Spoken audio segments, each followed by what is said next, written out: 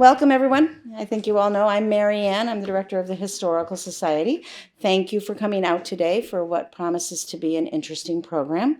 Our speaker today has been here before, so you might remember Janice from her past visits, but Janice was born and raised in Southside in Scranton. She attended South Scranton Central Catholic High School. And after graduating in June of 1967, she enlisted as an airman basic in the United States Air Force in October. So she didn't wait long. After 4 years of active duty, she transferred to the Air Force Reserves, where she continued for another 21 years. She was initially a personnel clerk and then much later an aircraft mechanic and a reciprocating engine mechanic. She put herself through college part-time while she was working in the civil service and received her Bachelor of Science degree in engineering psychology from Wright State University in Dayton, Ohio. With a degree in hand, she was able to apply for a direct commission through the Air Force's Deserving Airman Commissioning Program, and then she was selected as an aircraft maintenance officer. Later, as an explosive safety officer, she set up the explosive safety program for the F4 organization with over 1,000 people. As a civilian, she's worked with the Air Force Civil Service, most notably as the Deputy Director of Logistics for Long Range Planning Organization. After she received her master's degree in military logistics management from Air Force Institute of Technology. After she retired, she and her daughter moved back to Pennsylvania to be near her mom and her family and raise goats in the country. She's a member of the Fairdale Grange organization, a member of the Gardner Warner American Legion Post 154, and a deputy commander of the Women's Veterans Issues and 15th District American Legion of the Department of Pennsylvania. I'm sure there's more, but I'm going to let her tell you about that. She ends her bio with one sentence: she likes to talk about women veterans, and that's why she's here. So ladies and gentlemen, please welcome Janice Gavern. Thank you so much. It's always hazardous when people invite me to talk about women veterans. I'll give you an example. A number of years ago, I was invited to give a presentation at Marywood University about women veterans. And I was so delighted because nobody had ever paid any attention to me before. So when I went and started talking to them and they asked questions, I kept talking to them. 2.5 hours later, okay, I promise I won't talk to you for 2.5 hours, but I was having such a good time because they were actually listening. It was rare for me, 20 years ago well, that was about 18 years ago, but it was rare for me to find anybody that would actually interact with me, that would ask me questions, that was interested in what I had been through and what I saw as far as women in the military over the years. Because I don't just talk about how the role of women has changed. I lived it, okay? I saw it from when all you could be was, certain things to where we are today. So with that in mind, I want to tell you a couple of other pieces of information. One is one of the things that I have done for the past 9 years, twice a year, I do a tea and a talk at Gino Murley Veterans Center, which is the Veterans Nursing Home in Scranton. I do this to honor the elderly women veterans who are residents at Gino Murley, because nobody ever paid any attention to them. Nobody ever thanked them for their service. Nobody ever did anything to make them feel like, yeah, we noticed what you did and we appreciate it. So I decided 9 years ago I was gonna go and do that. And what I discovered is that when I was talking to these folks over there, a lot of them were in wheelchairs, a lot of them were elderly, a lot of them couldn't see an overhead projector. They couldn't, they couldn't see even if I was talking to a tablet or something like that, they couldn't see that. So I started going over to Steamtown Blueprints and Copies, and Andy over there would print me up posters, and I would very laboriously go and get them framed So I had something to hold up. And then I would hand them out and let them pass them from hand to hand. So now they could get as close to them as they wanted, and they could actually see what I was talking about, and I would get more interaction that way. Does that make sense? Yes. So that's why I've got posters we're going to hand around as I am talking. Okay, now, if I go back to the beginning of women in the military, in all of the branches, universally, they were nurses. Okay, the Red Cross got them started because, lo and behold, after the Red Cross, the military folks said, it's a pretty good idea to have somebody dedicated to taking care of our soldiers. What a concept. And that's how the Army Nurse Corps started up, and then the Navy, and so on through the different services. Now, we have a history in Scranton with the Army Nurse Corps. And this is part of my story because all those years ago, some 18, when I was trying to find information about women veterans in the area, I couldn't find a person to talk to. I couldn't find anybody who'd even tell me that somebody in their family had been in the military. However, I said, well, I know 2 people in my family who were women veterans, so I will research their information. Now, the reason I wanted to research their information is because there is a military women's memorial in Washington, D.C. And one of the cool things that they do, they have a database where you can put in information about a woman in your family or yourself, if that's the case, who is in the military or who had some connection to the military. So I said, well, I'm going to take those 2 women in my family. I'm going to research their stories. I'm going to write them up, put them in the database. So I called up the information about the first one. And lo and behold, she had already registered herself. Didn't surprise me. She was an Army nurse. She was really cool. So she's in the database. Excuse me. When I went to research the second person, this was Mary Cease. Mary Cease was my cousin Phyllis Johnston. I can't remember her last name, but at the time she was that Phyllis's grandmother. She lived on South Webster Avenue. Okay, and I sent her a text. Hey, Phyllis, I want to register your grandmother in the Military Women's Memorial Database. I want a picture of her in uniform and, whatever other information you can send me. So my cousin sends me a couple of pictures, and one of the picture blew me away. And here's why. Okay, we said I'm American Legion. I'm taking off my unofficial hat. This is my official hat. Now, according to the American Legion, if I am wearing this hat, no matter what I'm wearing, whether it's civilian clothes or a uniform or whatever, I am fully dressed in my uniform, okay? But the thing that if you're not in the military, you don't realize is the hat means something, okay?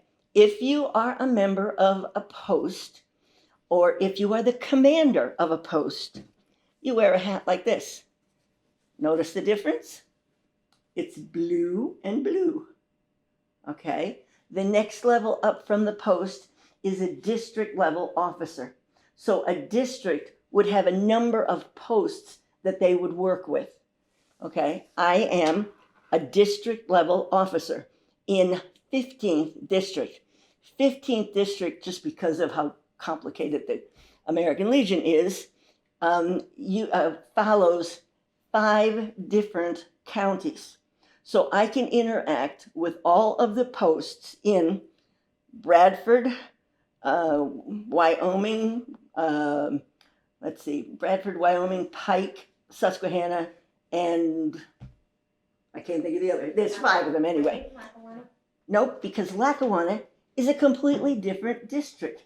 Lackawanna is 11th district, and 11th district has enough posts in it that they're their own district.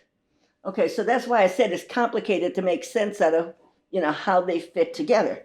Now, picture this hat, picture my hat. The blue and white says district level officer. So officially in the 15th district, I am deputy commander for women veterans issues. And in theory, I can interact with all of those 5 districts worth of American Legion posts. You follow that? When my cousin sends me her picture of her grandmother back in 1965 or so, she also sent me a picture of her grandmother's American Legion hat. And this is her grandmother's actual American Legion hat from the 60s. And see what it is? It's a blue and white hat. That meant back in the 60s, in Scranton, Pennsylvania, there was an all-woman American Legion post that had been in existence, because of my research, since 1920 in Scranton. And 1 year between 1920 and 1968, when they were in existence, they had 117 women members. Now, I don't know about you. When I enlisted in 67, I thought I was the only woman veteran in the whole area. And then I find out, holy Toledo, there were 117 of them around here, just in Scranton. Okay, nobody knew about them. Nobody knew their stories. Nobody knew, much of anything related to them. So I start researching. Mary Ann and company over here, they got me a picture of the namesake of the American Legion post. That was Gladys Watkins. Gladys Watkins graduated from Moses Taylor Hospital in 1915. She and her friends decided that they were going to use their nursing skills to support the military, and they became what was reported in the paper. They were war nurses. Okay, so the war nurses from Scranton, some of whom went to France, and some of whom went to different locations in the country. Okay, just like we do all the time. But the Gladys Watkins happened to be one of the ones who went to France. And like some of the other women who went to France, within a month of arriving there, she contracted Spanish influenza and promptly died. Now, at the end of the war, her friends back in Scranton said, the American Legion is starting up this cool new organization. We're going to start an American Legion post in Scranton, and we're going to name it in honor of Gladys Watkins. So that's what they did. They had a meeting over at Moses Taylor. They started up the Gladys Watkins post. Now, I still don't know anything about this. I haven't heard anything about this until I got this hat. Okay, and when I got the hat on one side, 11th District, on the other side, Deputy Commander, and here in the corner, 550. That was the number of the post. So I call up the American Legion. Hey, what is this post 550? I said, it doesn't exist. I know that. It doesn't exist, but it did at one time. I got the hat to prove it. And they went, well, yeah, okay. But it was disbanded back in 68 or so. So I started doing some more research about it. I couldn't find anything. And occasionally a newspaper article would show up. And then I guess it's about 10 years ago, newspapers.com picked up the Scranton Times and the Scranton Tribune and some of the older Scranton papers. And I did a search on newspapers.com on the Gladys Watkins American Legion Post number 550. I got 700 hits because I know why people didn't know about them, and I know why I have information about them now. They were what is called in the American Legion a paper post. A paper post means you don't have a building. With no building, there's nothing for the people in the area to point to and say, that's the, Women's American Legion Post. So what they would do is they would randomly meet wherever the commander that year said they were going to meet that month. So they met at the Hotel Casey. They met at the Glider Diner. They met all sorts of places all over the city. And once a year, they would, well, a couple of times a year, they would do activities that they felt were significant enough. They'd report them to the Scranton Times, and the Scranton Times would send a photographer out, take pictures, and they'd get their names and their positions and whatever in the newspaper. So this was fine, except this was the 50s and the 30s and 40s and 50s and 60s.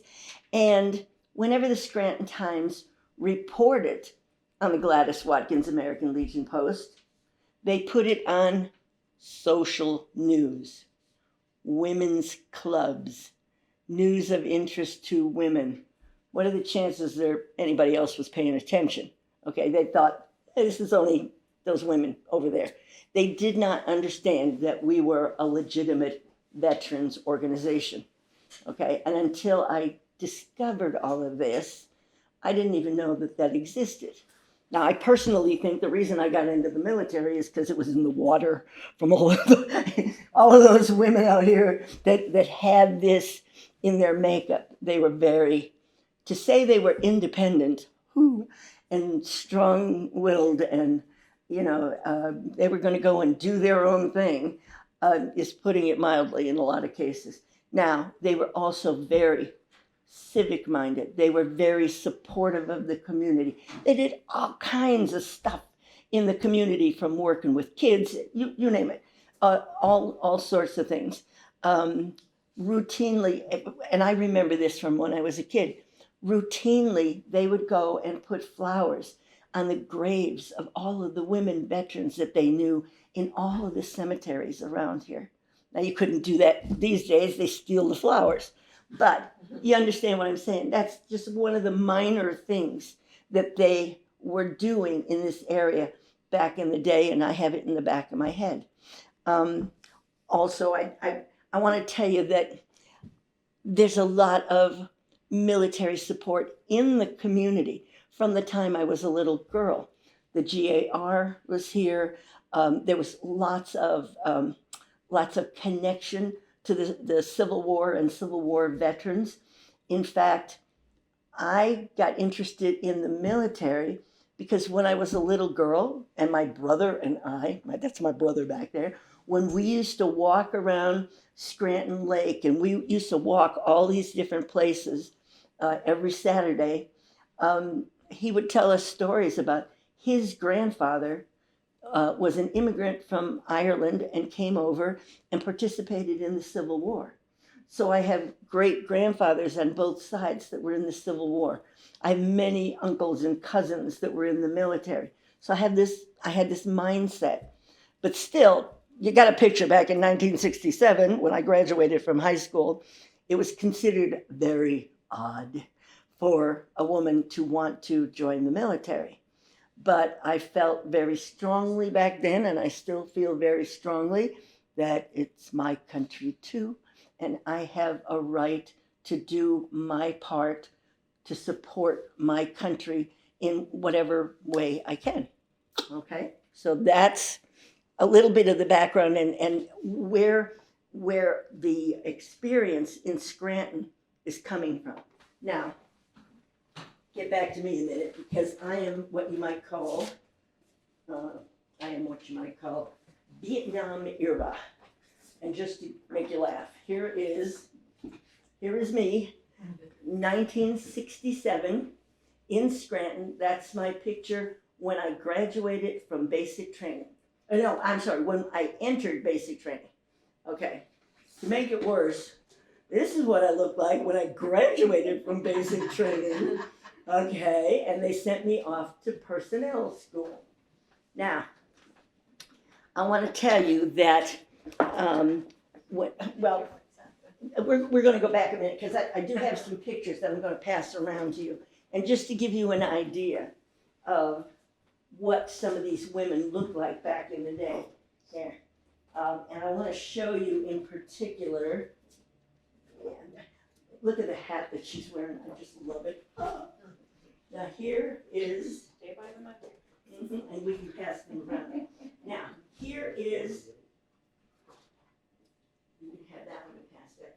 Here is Mary Cease, right there. And you can see that she's wearing a solid blue hat. And later on, she's wearing a blue and white hat. And at one point, is this the one? And this is Mary Cease again, in this picture.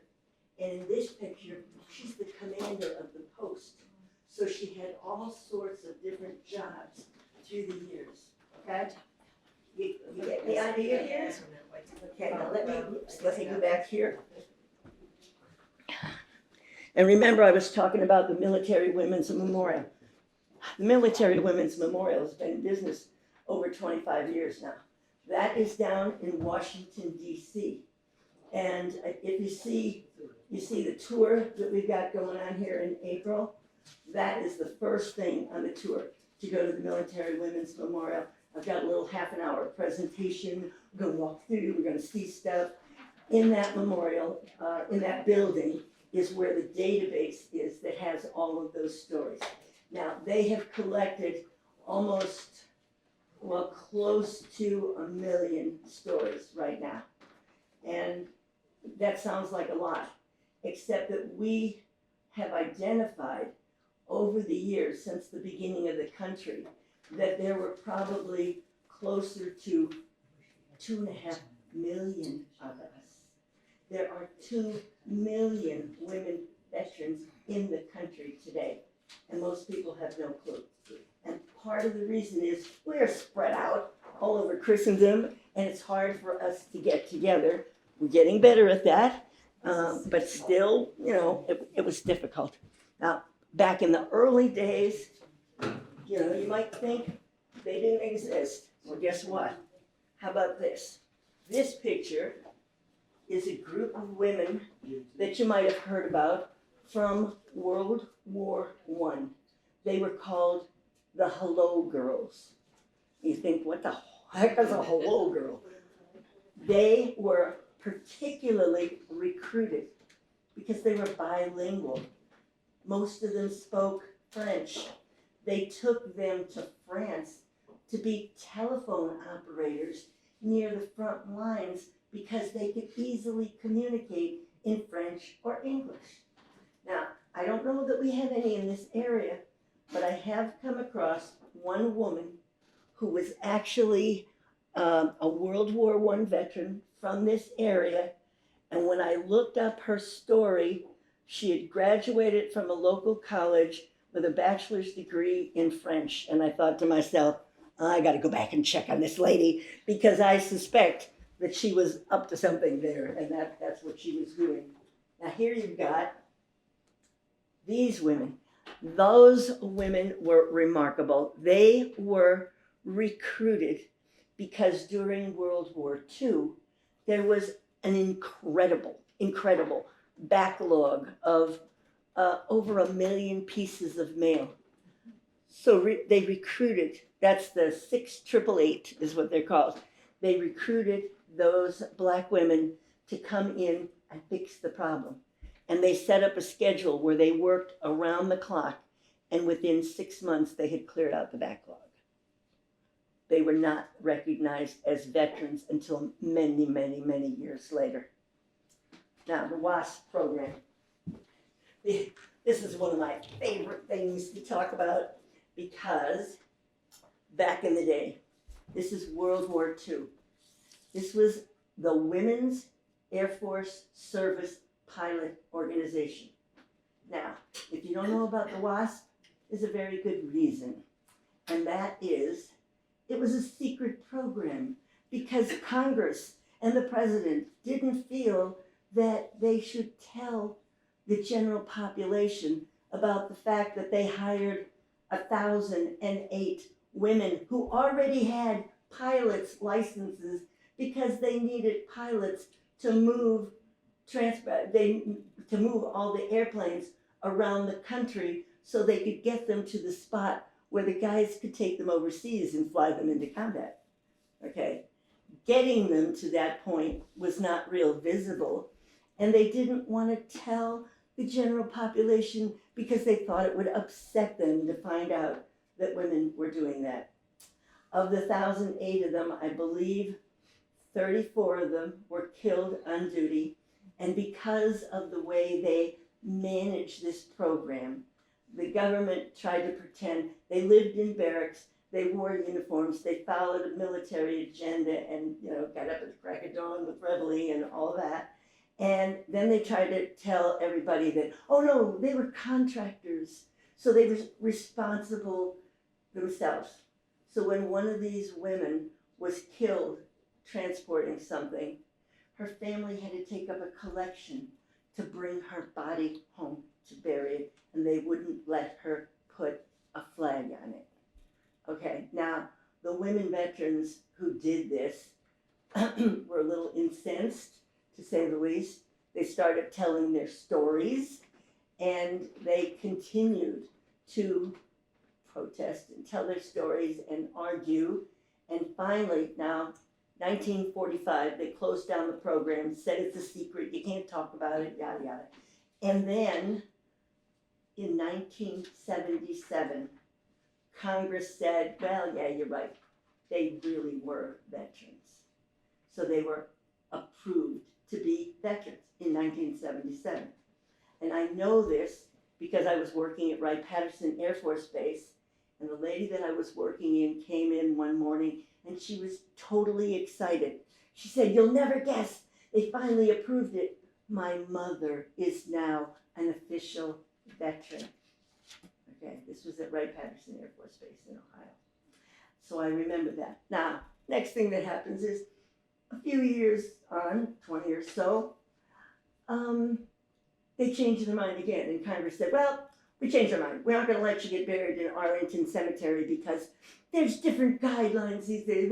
And we actually had one WASP pilot, and the only thing she wanted was when she died, she wanted to be buried in Arlington Cemetery. And her family said, she wants to be buried in Arlington, and she's a veteran, we're going to make it happen. And they proceeded to protest to the point that the Army said, yeah, okay, we'll bury her there like we were supposed to.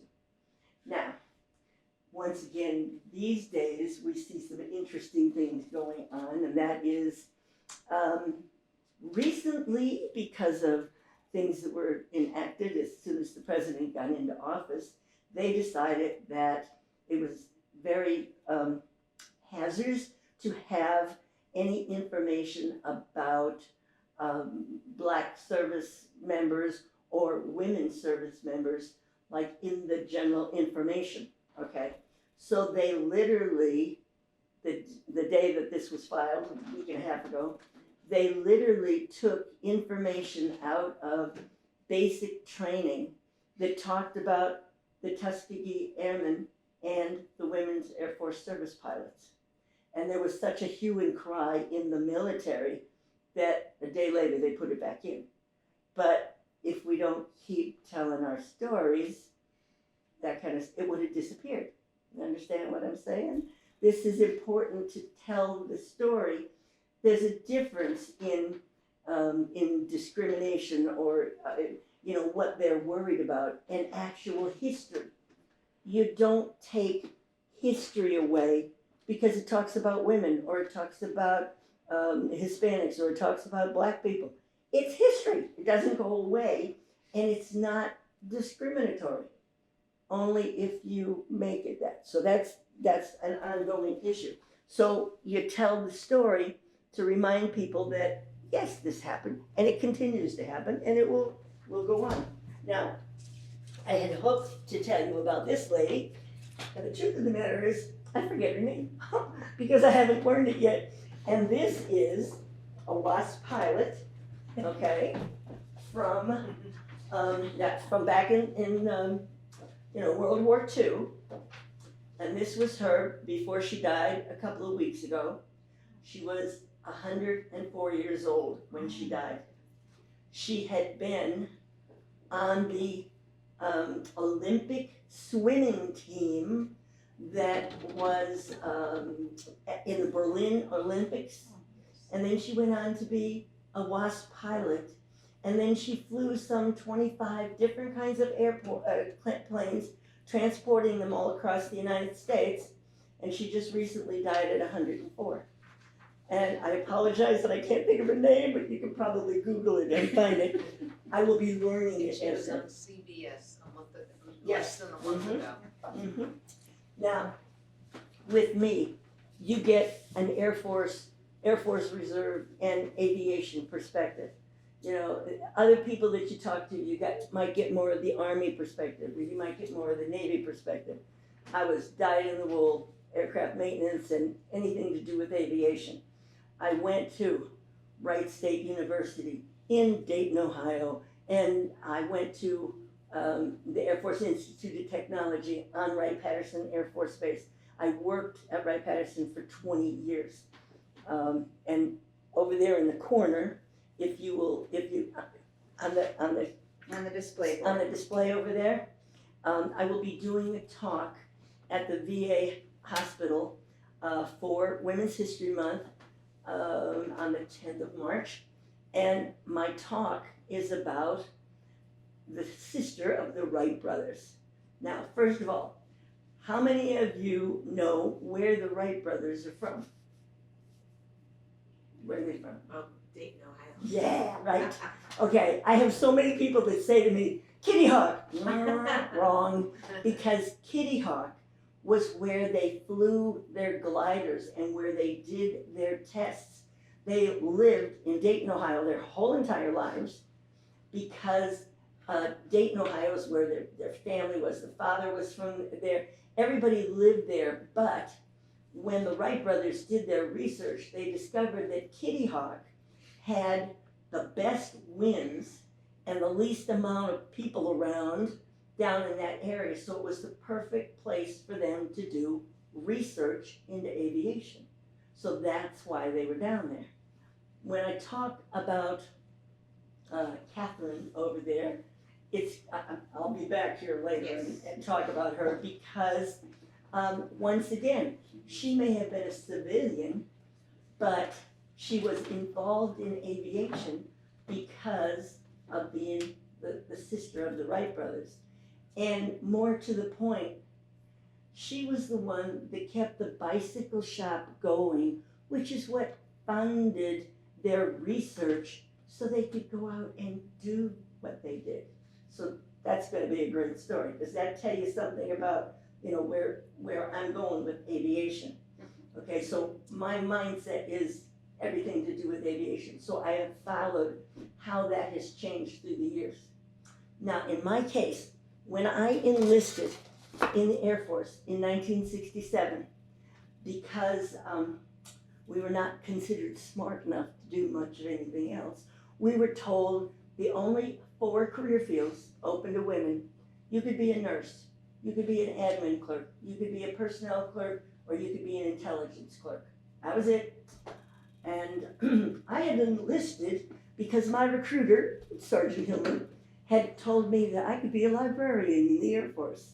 He lied through his teeth. And it doesn't surprise anybody. But he had a little rationale behind him because out on the flight line, they keep libraries of technical orders, which are the technical documents that describe down to a net, whatever, everything that you need to do to fix and fly an airplane, okay? And one of my jobs as a personnel clerk was to manually update the changes to those technical orders because that was before computer systems.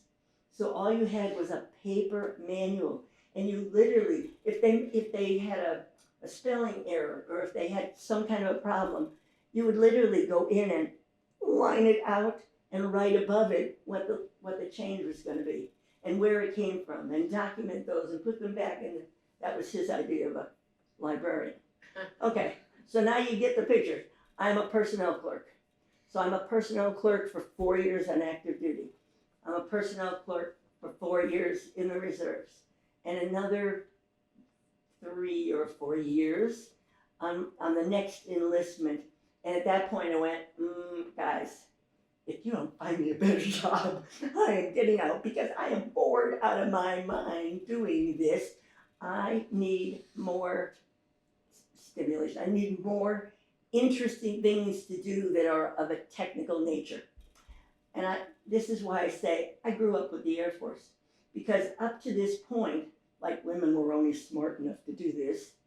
And about this time, the military is saying, it's really stupid to waste all those women in these career fields doing not much of anything when they are perfectly capable of doing all this other stuff. And a lot of them have the military background because they've been in the military. We don't have to teach them about the military. We don't, all of that background. Okay, so I said, I went to the recruiter. Hey, I'm going to re-enlist. I want a better career field. They said, what do you want to do? I said, I want to become a semi-driver like my dad. And they went, go talk to the Army. So I go and I talk to the Army, because there's a reserve unit on base. And I talked to them and I said, this is what I want to do. No problem, we can make you a semi-driver. Just come over and sign the paperwork. So I go back to sign the paperwork, and I actually read through it. Wait a minute. This says I'm going to be an admin clerk with the additional duty of truck driver. Once again, that's not what I want. I wanted to learn a skill. Okay, so I go back to my reserve unit, and my guys they were pretty supportive of me, and they said, do you think you can pass an aptitude test? I'm like, I don't remember passing. So I went to the library. I got a book on mechanical aptitude tests. I had never picked up a wrench in my life, okay? I looked at the mechanical aptitude test. This tool goes with this picture. Got no idea what they are, but they go together. I go and I pass the aptitude test with a high enough score that I can either be an aircraft mechanic or an engine mechanic. Well, I didn't know anything about engines at the time, and aircraft mechanic sounded good. So they said, okay, when you re-enlist, we will re-enlist you as an apprentice C-130 aircraft mechanic. And they sent me off to school, and I learned how to be an aircraft mechanic. And from that time, I was hooked on aviation and anything to do with aviation. So I worked with that reserve unit for a while, but during that time, I moved to Ohio with my husband, and a friend that we had made when we were in tech school together was in a reserve unit at Rickenbacker Air Force Base, and he was a reciprocating engine mechanic. And he said, if you come up to Ohio, I'll get you a reserve slot in the engine shop up there. And at the time I was a sergeant, and I think I became a staff sergeant. And then I worked in that engine shop, and I loved working out on the flight line. I loved working with those guys. It was wonderful. And I did that until the reserve unit, which was flying C-123s, was going to disband within the next year. And I went, I need to do something really quick because I wanted to be a crew member. Now, I wore glasses, and I have implants now, but I wore glasses, and I was not eligible to be a pilot or a co-pilot. I could have been a navigator if I wanted to do that, but the 123s did not have a navigator. But they did have an enlisted flight mechanic position. So I go and good personnel clerk that I was, I researched what you had to be a flight mechanic. And lo and behold, you had to be either a fully qualified aircraft mechanic or a fully qualified engine mechanic. I was a fully qualified engine mechanic.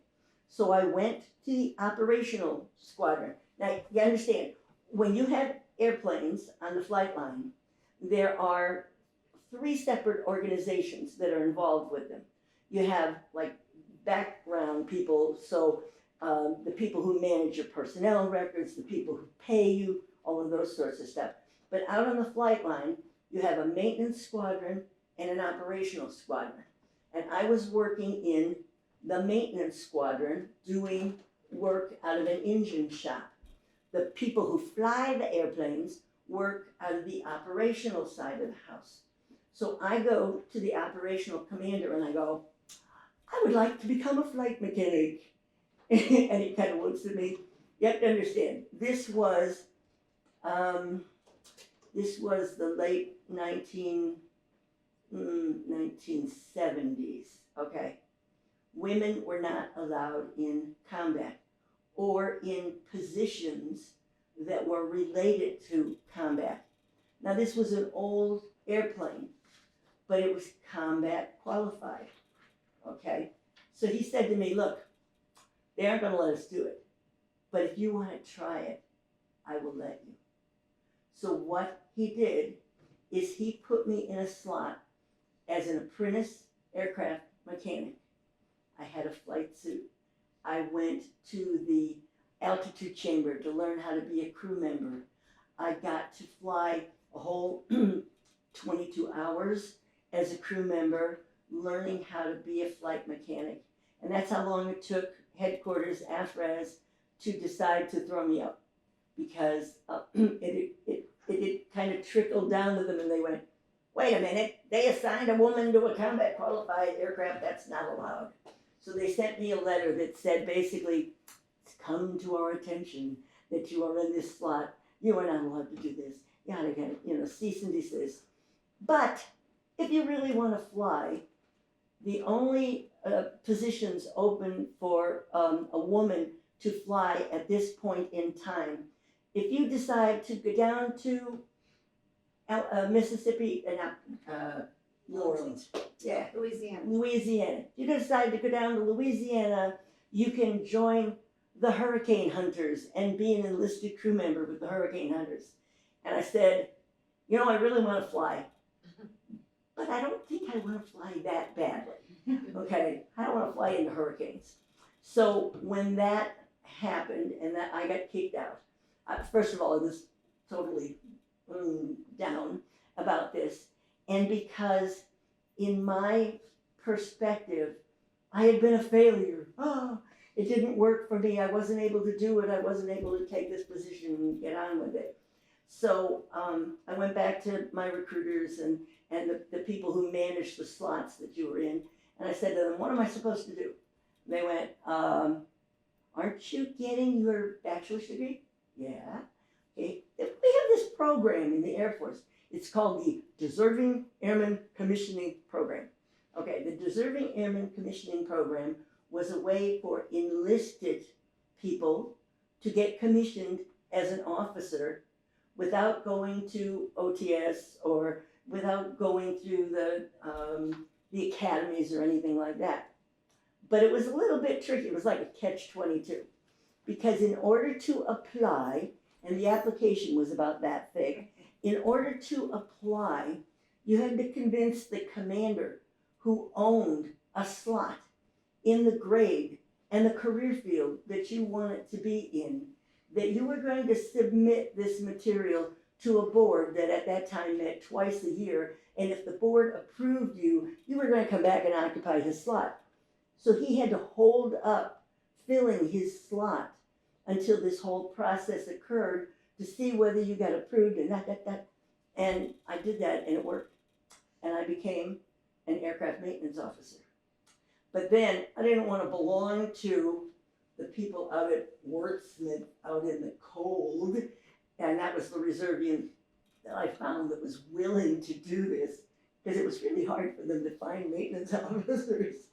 They don't really want to be out on the flight line when it's minus 50 degrees, But hey, I was willing to do whatever. So my reserve unit back in Ohio was closing down F4s and picking up F-16s, and they had an opening for an explosive safety officer, and they asked me if I would take that, and I did that for 8 or 9 years. I set up the program, and an explosive safety officer, you're not doing anything with bombs in particular. You are inspecting the people loading bombs and storing bombs and the ones that are putting them on the airplanes and things like that. So that's what I did for all of those years. And that unit went away too. So I had to get a different kind of a slot, and then I became a military logistics officer, and that was related to what I did as a civilian, so it was a really easy easy transition, okay? Now, bring that to the current time, and there's women out there doing stuff that just blows me away, and I wish I was around back, you know, in the days now, and doing some of the things that they do, because, let's see, let me get back. On the podium. Okay. On the podium. On the podium? Mhm. Oh, yeah, okay. Most recently, a couple of years ago, this is what the flight line looks like. This is what it looked like to me when I was working out on the flight line and wearing a flight suit. And I mean, that's what I saw every day that I was out there. Now, this woman was unique. Her name was Rosemary Mariner. Rosemary Mariner, you can see it, Commander. They always printed the head pilot's name on the side of the airplane. She died a couple of years ago. And what was unique about her, she was the first fighter pilot. Now the military makes a difference between a fighter pilot and a cargo pilot and whatever.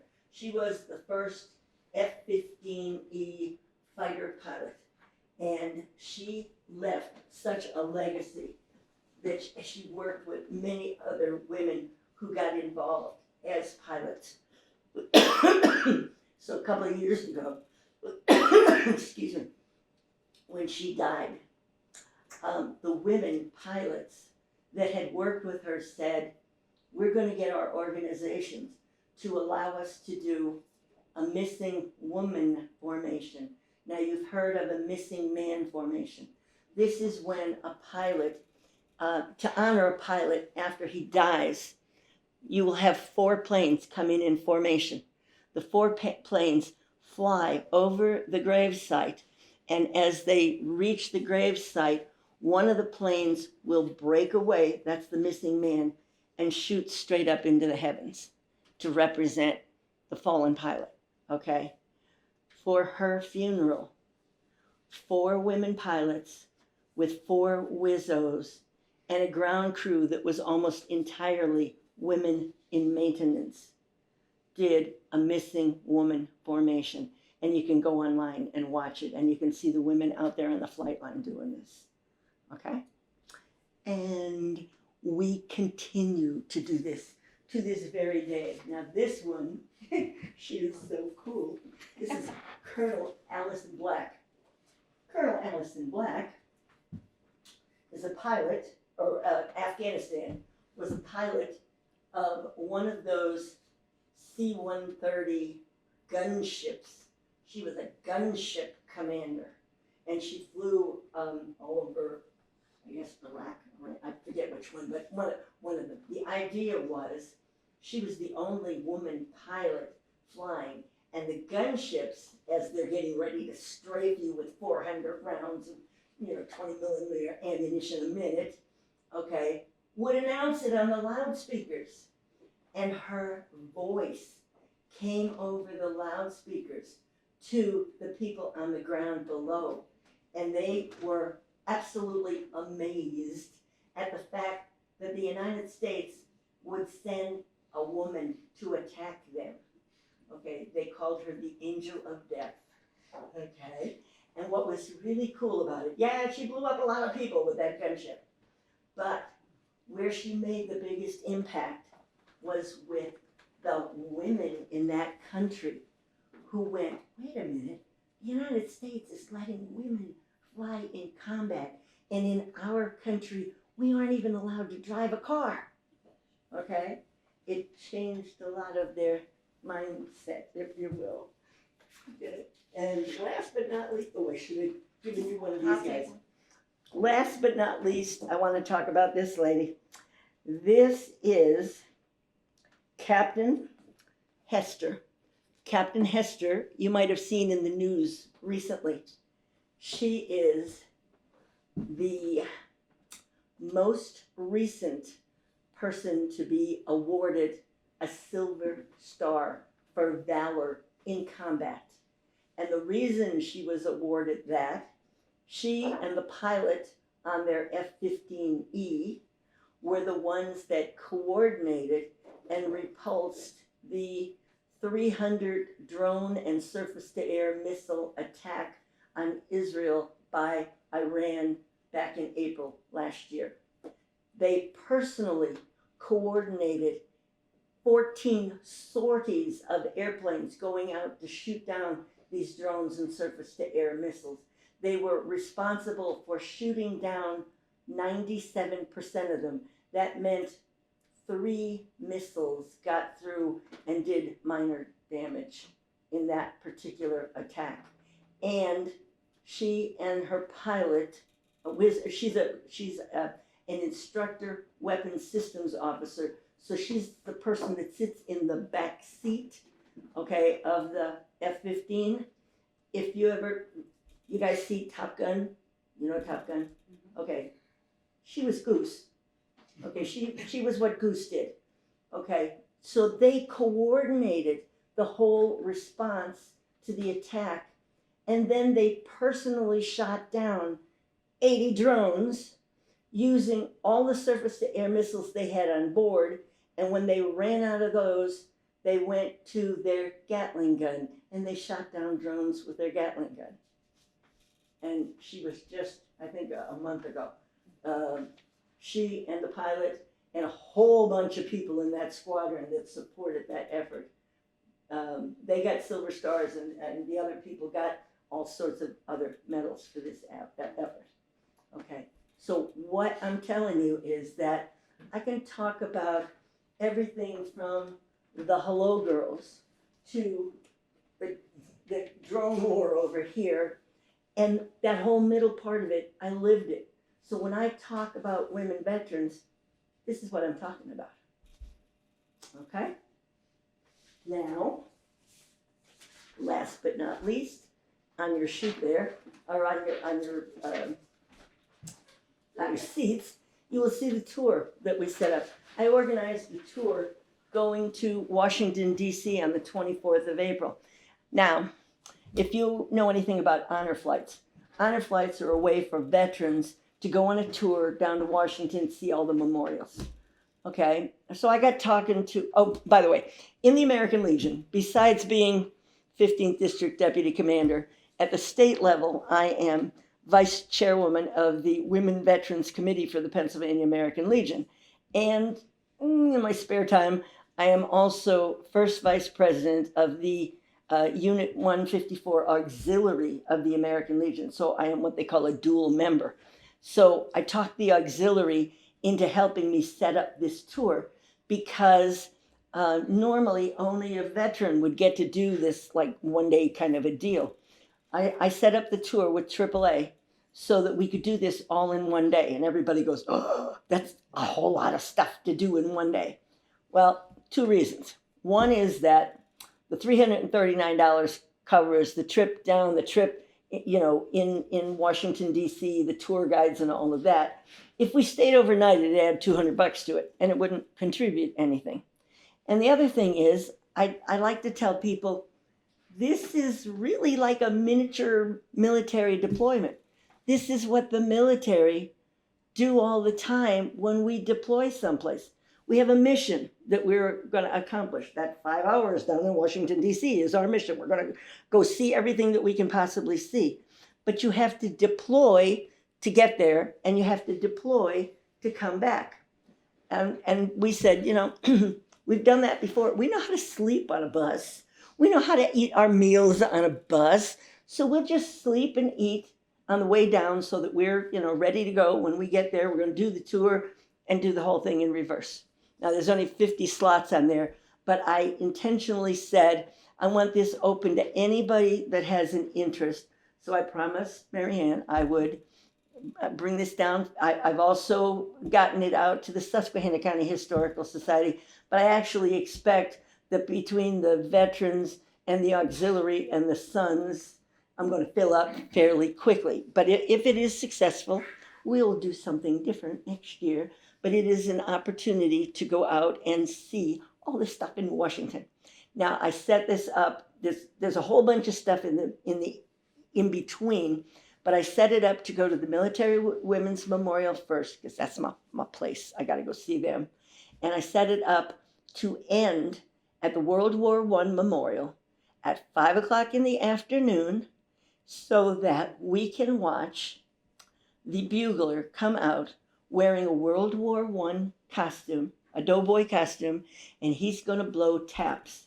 And the Doughboy Foundation will allow you to dedicate taps for a particular day to whatever you want. So I got donations from a couple of my organizations, and on that day, while we're in Washington, we are going to blow taps in honor of World War I veterans from northeastern Pennsylvania, particularly Susquehanna and Lackawanna counties.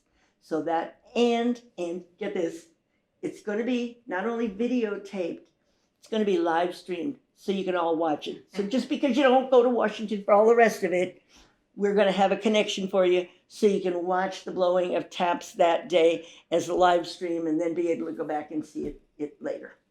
So with that, I probably talked more than you wanted to hear, but I want, first of all, I want you to ask any questions that you got, or anybody have any? Yeah, go ahead. Okay. My mother's sister was in the Waves during World War II, and Navy. she worked in New York City in an office. Uh-huh. And when that was done, they asked them to go to Hawaii, and she didn't go. Oh, Nobody else was going, and she wanted to go to Hawaii. Oh my And gosh. she went to Newton Ransom High School, Uh-huh. and there was a plaque in the lobby up there with all the gentlemen who were in the service, and she is included in it. So I guess that was a big deal that they included her name as being a veteran. That reminds me, out in the park, there is a World War I memorial out there. And I know that because when Tom and I used to walk around the park with my grandfather, we would walk by the World War I memorial, a big rock out in the middle of a oak grove, I believe, out there, okay? And on it are the names of 242 men and 6 women from Scranton who died during World War I, okay? So I've researched the 5 women on there who are actually service women, and I know a little bit about the 6th woman who was kind of, I call her a ringer. She was actually a canteen worker for the YMCA, and her family put her name in because the way they figured out who was going to be on the memorial is the newspaper announced, these are all the names that we have that we're going to put on the memorial. And if you have anybody you want to add, send the name to us. And that's how her name got on there. Okay. Now, the Waves and the Wax, what was the difference? Okay, between here's the thing. Each branch had their own name for the women that were in there. So the Wax were the Army, the Waves were the Navy, the Wasps, W-A-F, I can't even say it anymore. The Wasps, still can't say it. We were the Air Force. The Spars were the Coast Guard. Okay, they were the women. The Marines always said, well, they used to say they were women Marines, and now they say, you're a Marine. We don't care whether you're male or female, so you're a Marine. That's it. Hoorah. But that was the names back in the day. Okay, so that's what the difference is. So because she was a Wave, that meant she had enlisted in the Navy, and she was a Navy corps woman or whatever they call them these days. Does that make sense? Yep. Yeah. Anybody else? Yeah. How many women are at the Gino Merrily Center? Right now there are 2 women veterans, and they're fairly elderly and have medical conditions. There are, however, 30 women who live there in the women's wing with those 2 women veterans who are spouses, because spouses of veterans are also allowed to be at Gino Merrily. So when I do a tea, anybody that lives there and anybody from the outside, you guys can come over and listen. It's great fun because, and they love when people come in from the outside. But what'll happen is it's from 2 until 3. It's going to be on the 24th of March. And you would just go over and sign up to, come in. You go to the activity area. And what happens is when I start the process, the first thing that I do is recognize the women veterans who are residents there. So typically, I would announce their name, their branch of service. I walk over, I hand them a long stem rose. I salute them and thank them for their service. And then, go on to the next one. I typically, last time, and I will continue to do it, I also handed a rose to all of the spouses, because my argument and what we've always said, they served too. Just the fact that their husbands were in the military, they were dragged along to all those bases and deployed all over Christendom and had to take care of the family and yada, yada. Okay, they served too. So I recognize them. And I do this intentionally in that forum, if you will, because a lot of the men who live there come down and people come in from outside, and they get to see those women being recognized in the presence of their comrades, because that's what they were. They were comrades. Okay? So that's why I've been doing that for 9 years. This will be we kind of lost track. We think it's my 17th tea that I've done this. So, and I even, the only 2 times I missed was the end of COVID one year and the beginning of COVID the next year. But the next time, they allowed me to come in, even though they didn't allow anybody else. Now, what you have to picture is I'm wearing my uniform, but I was wearing my official American Legion uniform, which I am not wearing today because I like to be pretty instead. That's another issue. But anyway, they allowed me to come in when they didn't allow people from the outside. But I had to agree to wear a completely covering outfit. I was wearing a mask and a helmet with a mask on, and that's how I was doing my talk. I mean, I looked like, an alien up there talking, but they didn't care. They were so bored with being locked up that just have anybody come in to talk to them, they were just delighted with. Okay, does that make sense? Yeah. Anybody else? Yeah. 688 was a movie. Yes, they just came out with a documentary that documents it. And by the way, when I get to talking about Catherine Wright, if you get a chance, look at some of the pictures up there. And the book that I found that is that I'm using as a reference has pages of documentation. This woman was she graduated from Oberlin College in Ohio in 1898 with a degree in Greek and Latin, and became a teacher because her father, who was the father of all the Wright brothers and her, thought that women should have an education back in those days. And that's because of the background that she had. She was able to support the Wright brothers to the level that she did. Anybody else? Well, thank you for coming. I enjoyed talking to you. In case you haven't noticed, I like talking about this topic, It's subject near and dear to my heart. We do have some refreshments in the dining room, so you can continue the conversation. I'm gonna gather the rest of the photos and put them here, so if you didn't get to look at them, we'll put them out again so you can take some time. So please come into the dining room and have some snacks. Thank you.